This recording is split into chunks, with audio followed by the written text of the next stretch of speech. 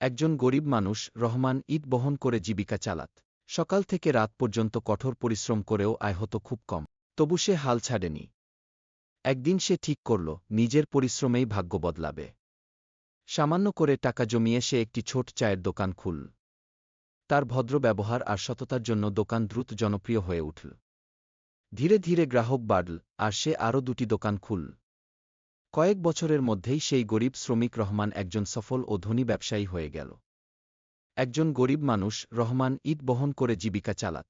সকাল থেকে রাত পর্যন্ত কঠোর পরিশ্রম করেও আয় হতো খুব কম। তবু সে হাল ছাড়েনি। একদিন সে ঠিক করল, নিজের পরিশ্রমেই ভাগ্য বদলাবে। সামান্য করে টাকা জমিয়ে সে একটি ছোট চায়ের দোকান খুলল। তার ভদ্র ব্যবহার আর সততার জন্য দোকান দ্রুত জনপ্রিয় হয়ে উঠল। ধীরে ধীরে গ্রাহক বাড়ল, আর সে আরও 2টি দোকান খুলল। কয়েক বছরের মধ্যেই সেই গরিব শ্রমিক রহমান একজন সফল ও ধনী ব্যবসায়ী হয়ে গেল।